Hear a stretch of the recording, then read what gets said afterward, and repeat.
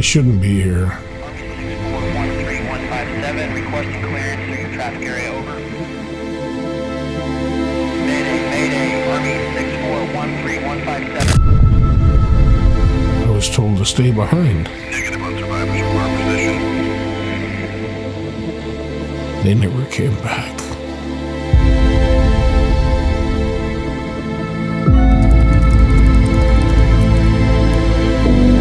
I didn't think I deserved to live, and I sure as hell didn't think I deserved love.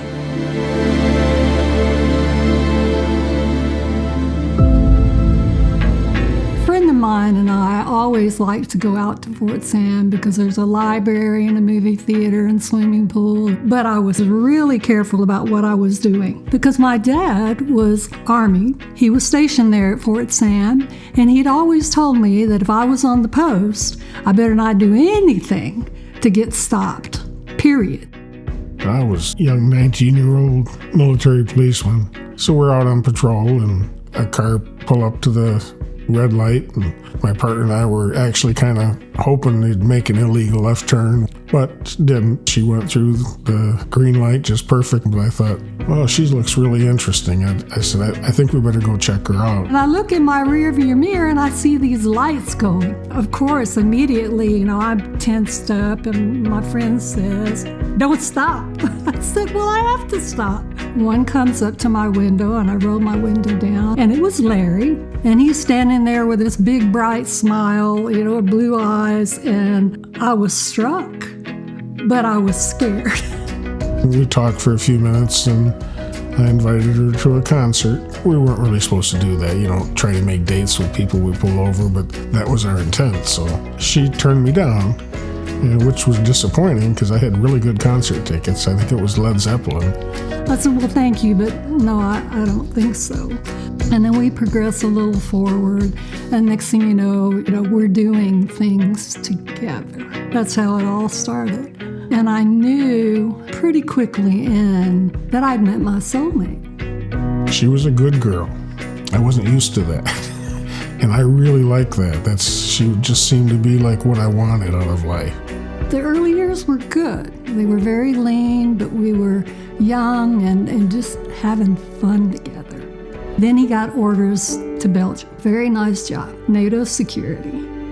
Here I am in a foreign country. We didn't have any family there, no friends, and Larry had to work. After a while, I got homesick. I felt isolated.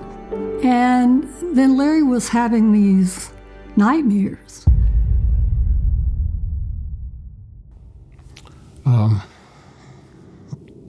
That's tough. It was on May 10th, 1972. I'd been working on DLT for 2, 3, 4 weeks. I need a break. I manned radios, gave security briefings. So it was an important job, and the lieutenant kept telling me that we can't do without you. We really can't have you going on R&R right now. He finally relented, said, okay, Swanson, you can go. While I was packing, the lieutenant came into my hooch, and he said, Swanson, sorry, we need you. You can't go. I was really upset. I unpacked and reported the duty at the TOC, and I heard a mayday. Mayday, Army 6413-157. One of the helicopters was going down. It was the helicopter. I was supposed to be Nobody survived. 34 dead. I don't know why I was worthy enough not to be on that flight. And that's stuck with me forever. The war never ended for me. It followed me home. Being a daughter of a veteran who also was a Vietnam vet, I learned very quickly at home, you just didn't ask questions. There were several other things that happened in Vietnam that caused me a lot of pain and suffering, I think. That's the main one because I didn't die that day, and I always kind of felt like a piece of me did. The early years were good. The last year and a half not so much. We reached a point to where it broke us. Eventually, we ended up getting a divorce. I thought I'd lost him forever. I really did. After the divorce, I succumbed to self-medication, depression. 17 and a half years living in an apartment by myself. For many years, I thought no one cared. I just made myself believe that. Someone at the VFW talked to me about service dogs helping veterans. So I started looking into that. Found out there's a 3 to 5 year waiting list. I didn't think I'd be here 3 to 5 years.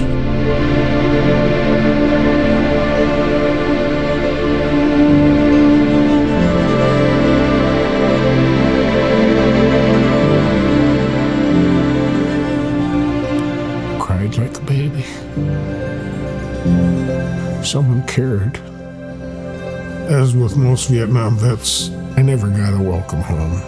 Till I got Winnie. I felt like I finally got a welcome home. The day I met Winnie, everything changed.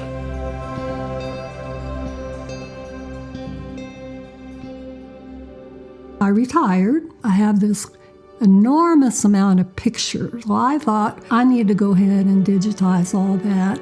And as I'm going through these pictures, I see my wedding pictures to Larry. And then I remember the young, happy faces, the great memories that I had of our time together. I thought, well, look, I'm going to digitize these things and I plan to destroy them. And then it crossed my mind, well, wait a minute, I don't know if Larry even has any of these pictures. It may be time to try to reach out to him. So I sat down and I created this email. Started it, a blast from the past. You want me to read this? I hope life has been good to you and hope you are well. I've thought of you often, and now in our twilight years, I wanted you to know I've long since forgiven you. I promise after this many years, I have no other motive other than to share forgiveness. Ask for yours for any hurt I caused you, and to share the photo memories with you. Blessings, Monica. I stared at that email for a long time before I could hit send. It meant the world to me. I needed forgiveness bad. Wasn't so sure I was worthy of that forgiveness at all. I said, well, maybe she'll allow me just to be her friend. Of course, he looked very different than what I had remembered, because he used to have a head full of hair. But yet, it was the same smile, the same eyes. I was happy. I had totally given up. I was at rock bottom. I was at the bottom of the rabbit hole. I'd have panic attacks thinking about what if something happened to Winnie. I was terrified of losing Winnie. She was my lifeline. And then to have the opportunity to have Monica back in my life, it pulled me right out of the rabbit hole. First time.